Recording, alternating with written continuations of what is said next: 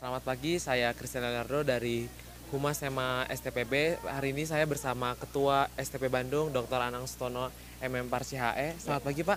pagi, Chris. Pagi. Eh, Mau nanya-nanya aja, Pak. Gimana sih menurut Bapak penerimaan mahasiswa baru tahun ini, Pak? Apakah meningkat atau Oh iya, menurun? amazing ya. Eh, Kualitas sekolah itu sangat dipengaruhi oleh seberapa besar minat masyarakat untuk mendaftar. Namanya intake, ya. Eh, Tahun lalu kita sudah 4.000 something lah, 4.000 lebih dikit. eh, Peminat yang ingin kuliah di STP Bandung. Em, Tahun ini Menteri Pariwisata Republik Indonesia memiliki kebijakan baru. Jadi bahwa penerimaan masa baru itu terintegrasi secara nasional. Namanya adalah uh, seleksi bersama masuk atau SBM dan seleksi mandiri masuk. Dua-duanya kalau dilihat dalam klaster STP Bandung, karena itu kan terintegrasi dengan sekolah-sekolah yang lain termasuk Bali, Makassar, Medan. Khusus untuk STP Bandung, kalau berdasarkan minat itu baik SBM maupun SMM itu sudah 6.900. Amazing. Amazing, Pak. It's really big number. And that's not easy, Yes. right?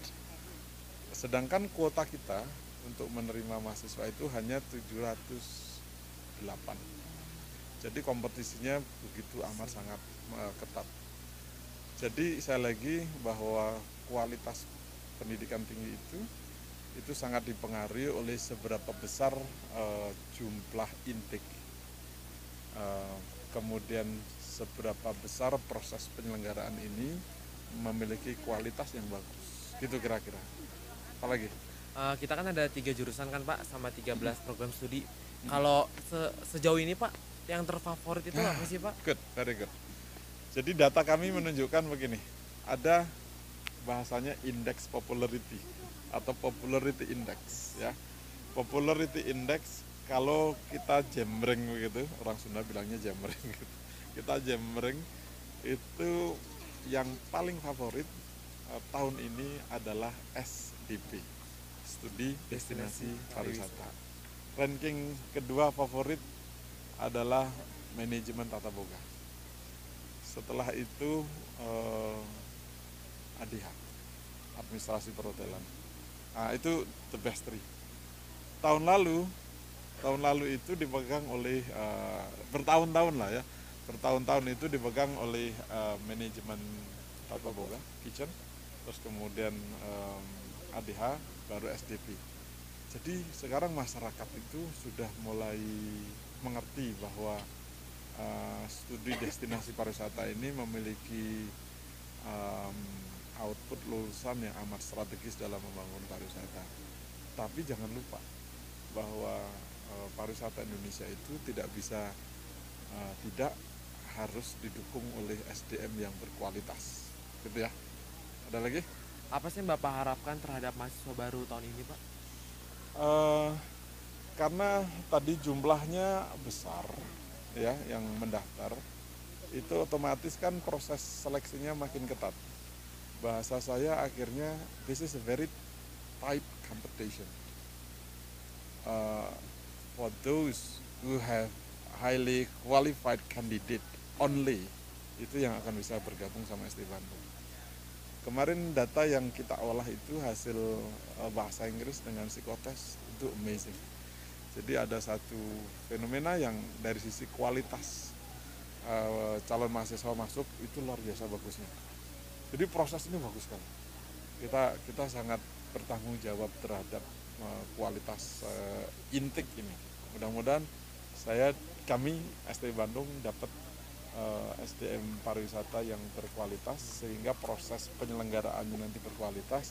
Kalau intake atau bahasanya inputnya bagus, prosesnya bagus, outputnya pasti bagus. Kalau ini proses ini input, proses, output ini bisa terlaksana dengan bagus, pasti STP Bandung makin mantap. Itu yang namanya marching forward. pagi Pak. Pagi. Kami dari Hubungan Masyarakat Senat Mahasiswa Sekolah Tinggi Pariwisata Bandung mewakili komunikasi publik STPB. Pengen nanya-nanya tentang Boleh. pasca sarjana sendiri Pak. Ya.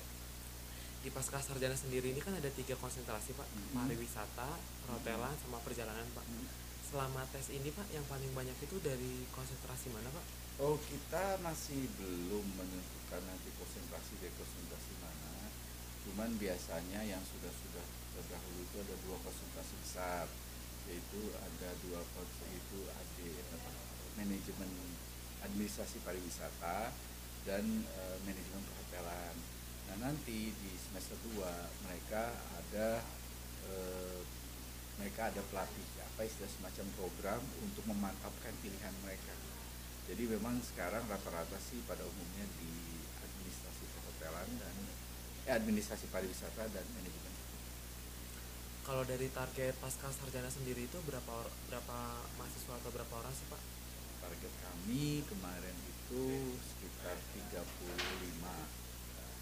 pendaftar. Ternyata yang mendaftar itu sampai dengan 46 orang. Nah, intake kita untuk tahap ini adalah 30. Nanti juga tahap berikutnya 30 lagi pada bulan Januari. Jadi nanti total mahasiswa pasca semester 1 itu semester ganjil dan genap tahun ini dan tahun besok itu bertotal 60 orang. Kalau masa waktu pembelajaran dari mahasiswa pasca sarjana sendiri itu berapa lama Pak? Yang sudah itu rata-rata antara 2,5 sampai dengan 3 tahun. Itu paling dominan biasanya 2,5 tahun itu, tapi paling panjang itu ada 2,5, rata-rata 2,5 tahun. Itu untuk proses pembelajaran sendiri Pak, hanya di 2,5 tahun itu hanya di pasca sarjana sendiri atau mereka ada melakukan research? Ya, kita ada program research itu ada beberapa kali ya. Yang pertama tentunya research tesis mereka sendiri. Yang kedua itu ada researchnya terkait dengan research yang kita sebut sebagai small scale research. Nah, itu adalah mereka research secara berkelompok, itu dilakukan pada saat semester 2.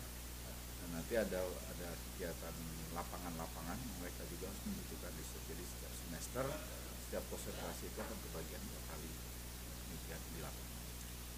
Kalau dari pasca sarjana sendiri itu dari tahun berapa sih Pak di STP? Pasca sarjana itu tahun 2000 Pak. Jadi kalau misalnya diperkirakan tuh udah berapa alumni yang... Waduh, saya kebetulan tidak hafal angkanya ya, karena saya juga baru kira-kira 7 bulan di sini. Nanti mungkin Bu Mega akan bantu masalah angka alumninya. Saya kurang hafal karena baru 7 bulan totalnya. Cuman yang tahun ini kan kita sudah berhasil sekitar 46, hampir 40 ke atas ya, itu sudah tahun ini. Jadi hampir sekitar 80% mahasiswa angkatan yang 2000 harus lulus 2016 ini sudah. Kalau menurut pandangan Bapak pribadi Pak, kenapa sih mahasiswa pasca sarjana itu memilih S2-nya itu di STP, sedangkan kan kampus-kampus lain juga banyak tentang itu Pak? Satu, pertama kita harus bangga bahwa kita salah satu, mungkin cuma satu-satunya S2 pariwisata yang terakreditasi A. Yang kedua, sekolah lain mungkin punya pariwisata, tapi bagaimanapun kita diakui bahwa sekolah baik itu D4, S1 itu adalah sekolah pariwisata terbaik di Indonesia, bahkan di Asia Tenggara. Kita udah tahu sendiri. Jadi ya otomatis, apalagi sekarang bahwa semua yang mau menjadi dosen itu di SMK, di itu harus S2. Itu keunggulan kita bisa masuk ke sini. Jadi karena kita satu sekolah terbaik di Indonesia, karena Asia Tenggara. Yang kedua adalah akreditasi kita, akreditasi A, dan hanya kita ya. Itu makanya sekarang agak banyak mendapatkan intake dari yang biasanya cuma 35 atau kadang-kadang ada pas 30, penerimaan 30, ini sekarang udah 40. Nah, ini bagi beberapa universitas dalam kondisi saat ini cari mahasiswa nggak nih. Untuk jadi mahasiswa pasca sarjana sendiri Pak, itu ada minimalnya nggak sih Pak? Misalnya dia udah fresh graduate Pak, atau kerja dulu berapa tahun atau langsung enggak, bisa? sebenarnya memang kalau S2 itu bagusnya memang kerja dulu ya. Tapi juga tidak tertutup kemungkinan mahasiswa fresh graduate bisa. Nah yang penting mereka ada istilahnya leveling daripada TPA-nya, nanti ada juga TOEFL-nya. Nah itu mereka, dan wawancara itu mereka ngelewat, sama lah seperti dengan STB Bandung, kita punya standar-standar yang kita berlakukan. Untuk mahasiswa pasca sarjana sendiri Pak, itu kebanyakan asalnya dari mana sih Pak? Nah rata-rata kebanyakan dari luar kota, memang lebih banyak dari seluruh wilayah Jawa Barat ya, dominan Jawa Barat, bukan berarti Bandung. Ada yang dari Sukabumi, ada yang dari Garut, ada yang mana, tapi memang masih dominan di Jawa Barat. Tapi sekarang angkatan sekarang ini sudah mulai Riau, Kalimantan. Jadi alhamdulillah gitu, selama sekian tahun kita sudah bisa mengembangkan. Jadi dari tahun ke tahun ada perkembangan lah Pak ya, dari mungkin ke tahun depan hampir seluruh Indonesia. Iya, aminnya begitu. Kita apalagi tahun depan rencananya insya Allah kan kita akan buat S3. Nah kita adalah S3 pariwisata pertama di Indonesia. Gitu. Oh, apa sih harapan Bapak Pak untuk mahasiswa pasca sarjana yang akan tahun ini akan tes Pak? Ya harapan saya adalah bahwa mahasiswa pasca ini lulusannya ya, atau yang masuk mampu bisa menyelesaikan berbagai persoalan pariwisata di Indonesia. Jadi persoalan pariwisata Indonesia itu kompleks, karena pariwisata sendiri adalah bidang multi kompleks, jelas kan, multisektoral, jadi kompleks. Nah harapannya adalah karena kita masih itu adalah magister manajemen, diharapkan dia mampu bisa menyelesaikan ya persoalan-persoalan di daerah terkait dengan pengelolaan kepariwisataan, terutama ya misalnya koordinasi sinergitas itu yang saya harapkan sebenarnya.